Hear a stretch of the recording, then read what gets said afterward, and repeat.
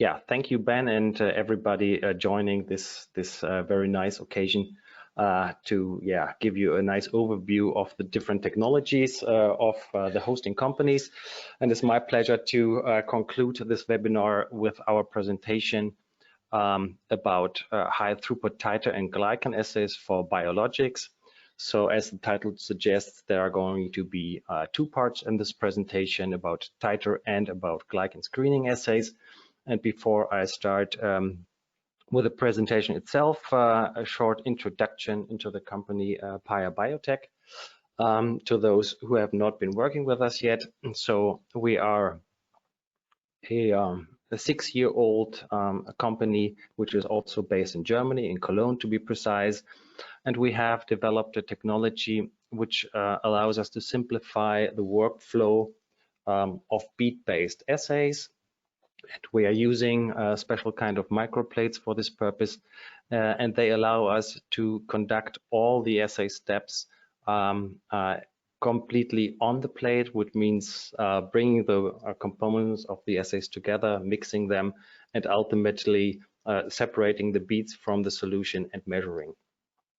So our products are high throughput titer and glycan screening kits, which look like this here. So they contain a 384 well plate with capture beads, which are necessary for the assays, pre-dried in these plates, and a certain number of bottles with fluorescence labeled reagents in there.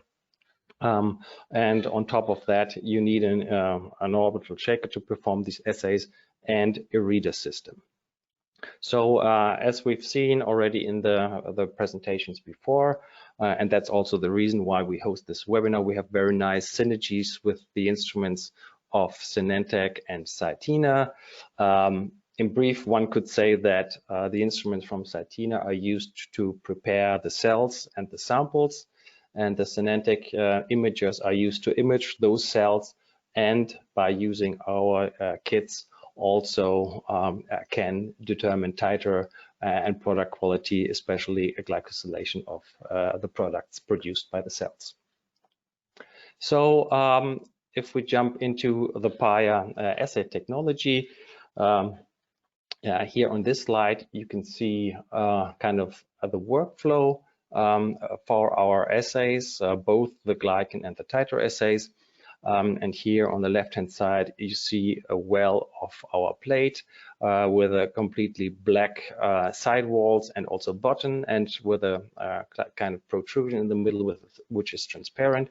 And this architecture of the microplate allows us to separate beads from the solution, and the workflow is pretty simple. In the first step, the fluorescence labeled reagents is added to the well. Then the sample, typically a cell culture supernatant, is added. Then we place the plate onto an orbital shaker, and once the shaking is done, the beads settle down to the bottom of the well, so they are separate from the solution. And then if we place the plate onto a reader or an imager and measure the fluorescence from the bottom, that's what you can see here on the bottom, we can measure the fluorescence that has bound to the sample, either in the sample, and from there we can also indirectly determine how much of the reagent has bound to the beads. And this allows us to set up different kinds of assays, and I'll show you how we use a competitive setting for titer assays and a sandwich type of assay for glycan screening.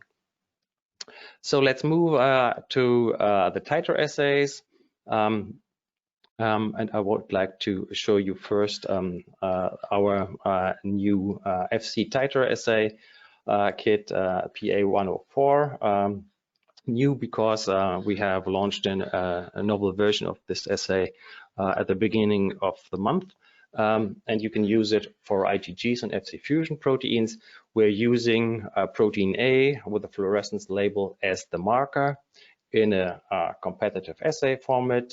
That means that the protein A, which is labeled, can either bind to the antibody from the sample and stay in solution, or bind to the bead, which is also equipped with a capture antibody. So you can imagine that if you have higher amounts of IgG in the sample, this protein A will bind to it and increase the fluorescence intensity in the solution. This is what you can see here on this graph here. So increasing analyte concentrations give an increase of fluorescence intensity, and you see that these calibration curves here are pretty similar for the different kind of analytes, Fc fusion protein, IgG1 and IgG4. So the whole assay lasts 25 minutes, including the shaking and the read time on an imager or a plate reader, and the extended range of this novel assay version is now 1 to 400 microgram per milliliter. So when you benchmark our assays against gold standard methods like the HPLC, we see a very nice correlation. And in this case here, that's a correlation obtained from supernatant samples that were diluted by a factor of 20. So that's what you would expect from methods that both rely on binding of protein A. Very important topic nowadays, of course, is automation, and we have customers who have automated these assays with different kinds of equipment, from, for example, Hamilton, Glycan, Agilent, etc. But it's also possible to automate our assays with less expensive liquid handlers, for example, with the Opentrons, which is a system that requires some programming by the user itself, but it comes at a very attractive price, which is less than $10,000. So what this liquid handler needs to be able to do is to reliably dispense reagents and samples in the range of 10 to 50 microliters of supernatant. And in this example here, I show you how fat batch samples from 496 deep well cultures were transferred to one of our PAIA plates, and you see here in this plot that we obtain an excellent correlation with the 40 bio, which was used as a benchmark method here in this example. So let me quickly sum up the titer assays. So I showed you the titer assays for IgGs and Fc fusion proteins. We also have a different assay for Fab fragments available. So if that's interesting for you, please contact us. All assays run with very small sample volumes, so we're talking about 5 to 20 microliters of cell culture supernatant usually. And the applications are clone screenings mainly, and that starts from static cultures to fat batch samples in different kind of upscaling steps. And the time to result for almost 400 samples is 25 minutes. So we've prepared with SynenTec and with cytena 2 application notes showing how our kits work together with Stella Vista and the NI1, and also how it can be used to measure the titers from seabird experiments. Okay, with this, I would like to conclude the titer section of the presentation and move on to the glycan screening assays. And I want to start off with an introduction to antibody glycans. So as you probably all know, glycosylation is a critical quality attribute, and it can impact different properties of the antibody, especially the efficacy of the assay. Of the antibody.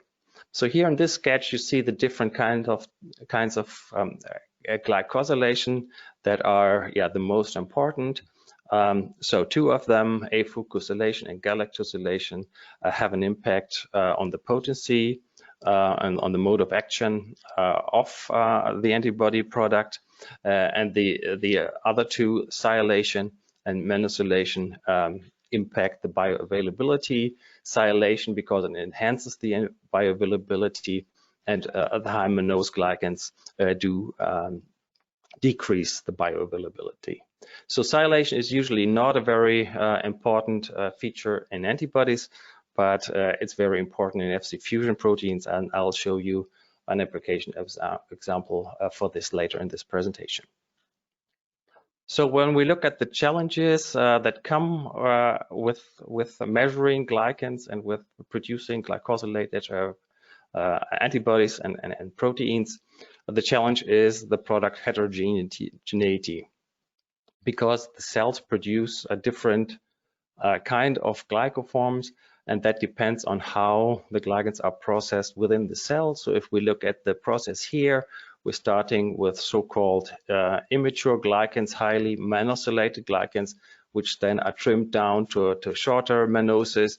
And then further in this process, fucose is added to the glycan chains, galactose, and eventually even sialic acids. So depending on what is happening in the cell, this process can be terminated earlier or later, yielding to really a heterogeneous mixture of glycoforms. This is not only something which is complicated, but it of course also gives you the possibility to introduce changes, for example, to engineer cells genetically to direct this process to, for example, afucosylated glycans or highly sialated, whatever you want to achieve. So if we're looking at the glycan profiles for an IgG of normal, not engineered CHO cells, you end up with a mixture which is sketched out here on the bottom. So the main species that you find usually is core fucosylated glycans, either without or with one or two galactoses. So they usually account for 80 to 90% of the glycans. Then you have the same kind of glycans, but without core fucosylation. Then you have a low amount of mannose 5, usually maybe some mannose 6, and to a very low extent as well, some sialated glycans in your mixture. So when we're looking at the different factors that affect product glycosylation, then there are I would say three or four main factors. And the first is the expression host and the cell line. So when you're looking at product quality or glycosylation in clone screening scenarios here on the left-hand side, then you can see differences in glycosylation among the different clones. So it's important to select clones early on that have a good glyco profile. So this is the first application. The second is media composition and supplements.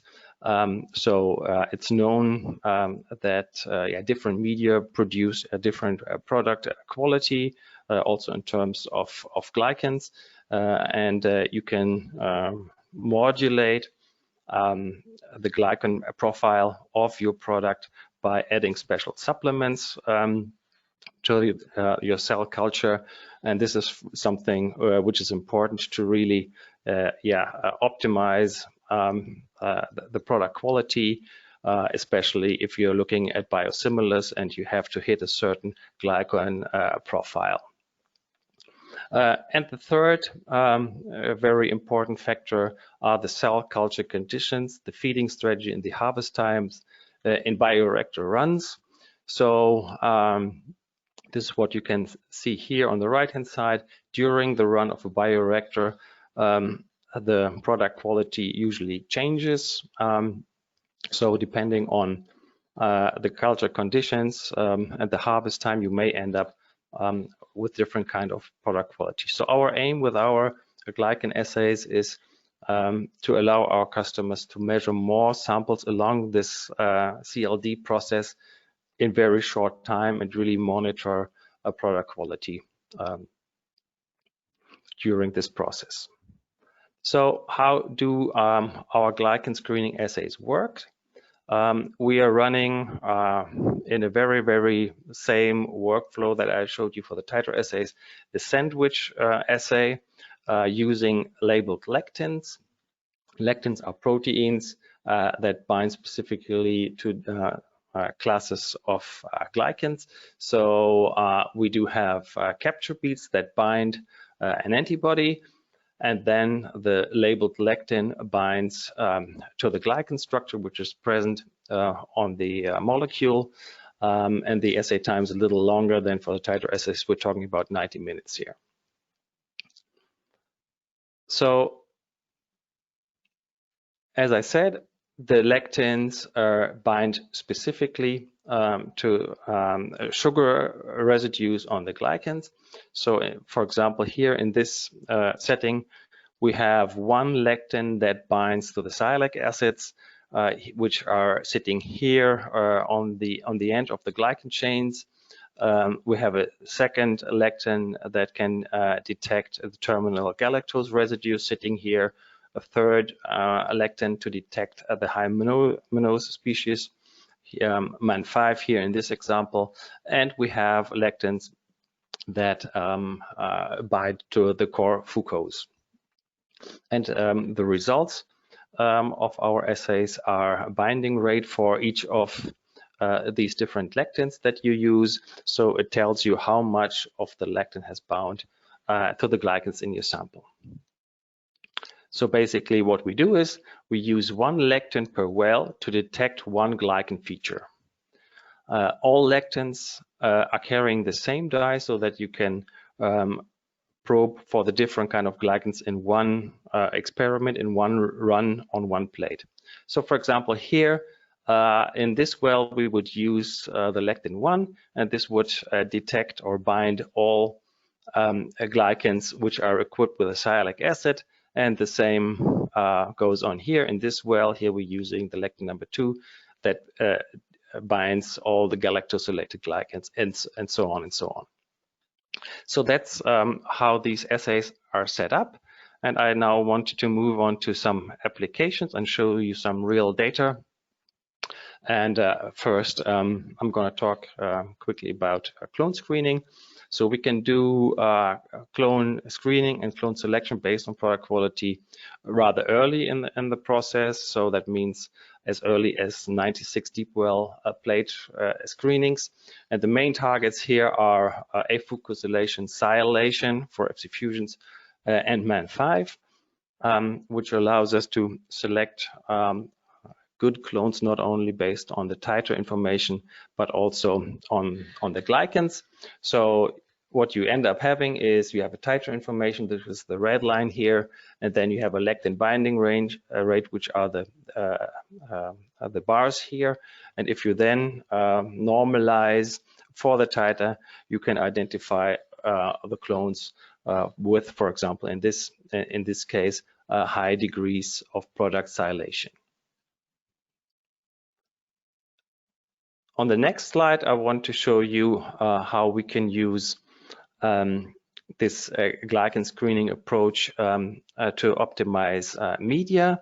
In this case, we were looking at different kind of samples to detect the effect on different media supplements on the product glycosylation. And you can see that there are some which are lacking fucosylation or galactosylation or have quite high amounts of mannose in them. So you can detect these changes very quickly, and you can identify favorable conditions that yield the product quality that you need to achieve, for example, when you're looking at biosimilars.